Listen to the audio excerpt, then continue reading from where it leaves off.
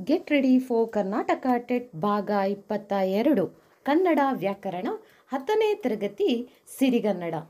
ಇದರಲ್ಲಿ ಅರ್ಥ ಇದೆಲ್ಲ ಬರ್ತದೆ. ಫಸ್ಟ್ ಪಾಠ ಯುದ್ಧ. ಬರೆದವರು ಲೇಖಕಿ ಸಾರಾ ಅಬುಬಕ್ಕರ್. ಅವರು 30 ಜೂನ್ 1936ರಂದು ಕಾಸರಗೋಡಿನಲ್ಲಿ ಜನಿಸಿದರು.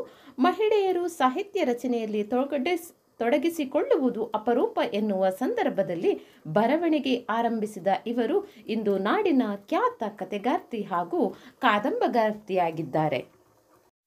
ಪದಗಳ ಅರ್ಥ: ಆರ್ತನಾದ, ಕಷ್ಟಕ್ಕೆ ಸಿಲುಕಿದವರ ಕೂಗು.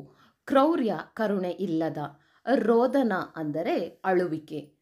ಕಿವಿಗಡ ಕಿಚ್ಚಿಕ್ಕು, ಕಿವಿಗೆ ಕರ್ಕಶವಾಗು. ಗ್ರೌಂಡ್ ಅಂದರೆ ಭೂಪ್ರದೇಶ. ಸಾಂತ್ವನ ಅಂದರೆ ಸಮಾಧಾನ ಪಡಿಸು. ಟಿಪ್ಪಣಿ: ಬ್ಲ್ಯಾಕ್ಔಟ್ ನಿಯಮ.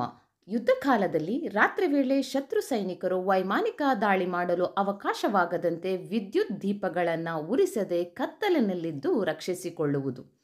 ಭಾಷೆಯ ಸೊಬಗು. ಭಾಷೆಯ ಸೊಗಬು: ಅ ಮತ್ತು ಹ ಎಂಬ ಅಕ್ಷರಗಳ ಉಚ್ಚಾರ ಒಂದೇ ಬಗೆಯಾಗಿ ಕೇಳಿಸುತ್ತಾದರೂ ಅವುಗಳ ಮಧ್ಯೆ ಸ್ಪಷ್ಟವಾದ ವ್ಯತ್ಯಾಸವಿದೆ. ಅರಿವೆ ಅಂದರೆ ಬಟ್ಟೆ. ಹರಿವೆ ಅಂದರೆ ಒಂದು ಬಗೆಯ ಸೊಪ್ಪು. ಉದಾಹರಣೆ: ಅವನಿಗೆ ಅರಿವೆ ಹೊಲಿಸಿಕೊಳ್ಳಲು ಕಾಸು ಕೊಡು. ಎರಡನೆಯದು: ಹರಿವೆ ಸೊಪ್ಪು ಕೊಳ್ಳುವುದಕ್ಕೆ ಎಂದು ಅವನನ್ನು ಸಂತೆಗೆ ಕಳುಹಿಸಿದೆ. ಏರಿಕೆ ಅಂದರೆ ಹೆಚ್ಚಳ. ಹೇರಿಕೆ ಅಂದರೆ ಒಂದರ ಮೇಲೆ ಇನ್ನೊಂದನ್ನು ಹಾಕು. ಪೆಟ್ರೋಲ್ ಬೆಲೆ ಏರಿಕೆ ಆದರೆ ಎಲ್ಲರ ಜೀವನಾವಶ್ಯ ವಸ್ತುಗಳ ಬೆಲೆಗಳು ಹೆಚ್ಚುತ್ತದೆ. ಒಂದು ಸಂಸ್ಕೃತಿಯ ಮೇಲೆ ಇನ್ನೊಂದು ಸಂಸ್ಕೃತಿಯ ಬಲವಂತದ ಹೇರಿಕೆ ಸಲ್ಲದು.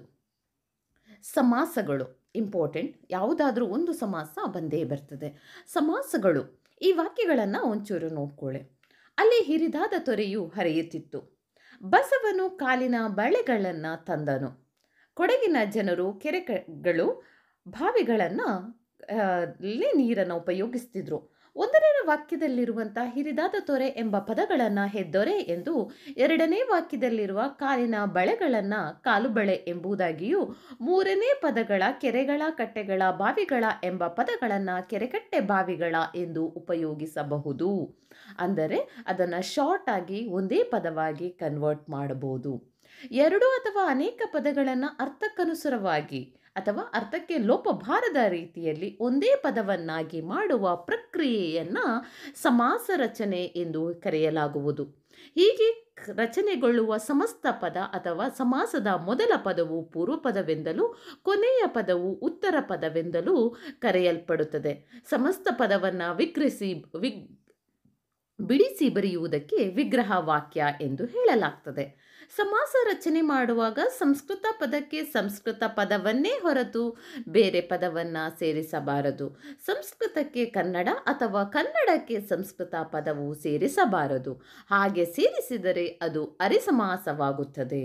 ಆದರೆ ಪೂರ್ವದ ಕವಿಗಳ ಪ್ರಯೋಗದಲ್ಲಿ, ಬಿರುದಾವಳಿಗಳಲ್ಲಿ, ಗಮಕ ಮತ್ತು ಕ್ರಿಯಾ ಸಮಾಸಗಳಲ್ಲಿ ಮಾಡಿದ್ದಲ್ಲಿ ಇದು ದೋಷವಿಲ್ಲ.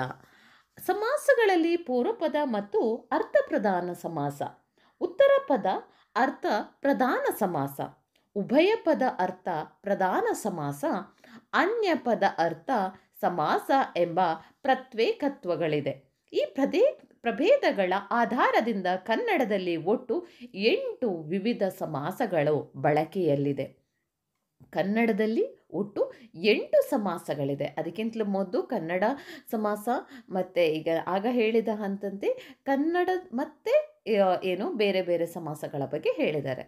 ಇವುಗಳನ್ನು ಯಾವುದು ಆ 8 ಯಾವುದು ಅಂತ ಹೇಳಿದ್ರೆ ತತ್ಪುರುಷ ಸಮಾಸ, ಕರ್ಮಧಾರೆಯ ಸಮಾಸ, ದ್ವಿಗು ಸಮಾಸ, ಬಹುವ್ರೀಹಿ ಸಮಾಸ, ಅಂಶಿ ಸಮಾಸ, ದ್ವಂದ್ವ ಸಮಾಸ, ಕ್ರಿಯಾ ಸಮಾಸ ಮತ್ತು ಗಮಕ ಸಮಾಸ.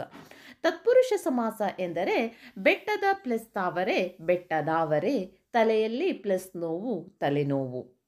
ಬೆಟ್ಟದ ತಾವರೆ ಎಲ್ಲಿದೆ? ತಾವರೆ ಎಲ್ಲಿದೆ? ಬೆಟ್ಟದಲ್ಲಿದೆ. ಕರ್ಮಧಾರೆಯ ಸಮಾಸ: ಇನಿತು ಮಾವು ಇಮ್ಮಾವು, ಮಾವು ಹೀಗಿದೆ. ಮೆಲ್ಲಿತು ಮಾತು ಮೆಲ್ವಾತು. ಹೊಸತು ಕನ್ನಡ ಹೊಸಗನ್ನಡ.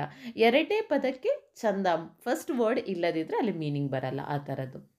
ದ್ವಿಗು ಸಮಾಸ: ಮೂರು ಗಾವುದ ಮೂಗಾವುದ, ಮೂರು ಕಣ್ಣು ಮುಕ್ಕಣ್ಣು ಶಬ್ದಗಳಾದ ಸ್ವರಗಳು. ಇಲ್ಲಿ ಮೂರು ಮೂರು ಅಂತ ನೋಡ್ತೀರಾ ಅಂದರೆ ನಂಬರ್ಸ್ಗಳು ಬಂದಾಗ ಅಲ್ಲಿ ಹೆಚ್ಚಾಗಿ ದ್ವಿಗು ಸಮಾಸ ಬರುವಂಥದ್ದು. ಬಹುವ್ರೀಹಿ ಸಮಾಸ ಅಂದರೆ ಹಣೆಯಲ್ಲಿ ಕಂಡು ಹುಟ್ಟವನು ಅವನು ಅವನು ಹನೆಗಣ್ಣ ಅಂದರೆ ಶಿವ. ಮೂರು ಕళ్ళు ಉಳ್ಳವನು ಅವನು ಅವನು ಮುಕ್ಕಣ್ಣ ಅಂದರೆ ಶಿವ. ಚಕ್ರವೂ ಪಾಣಿಯಲ್ಲಿ ಹಿಡಿದವನು ಅವನು ಅವನು ಚಕ್ರಪಾಣಿ ಅಂದರೆ Vishnu.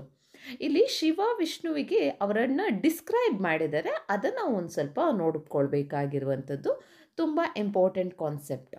Please watch and subscribe my channel please and please for the Karnataka TET series.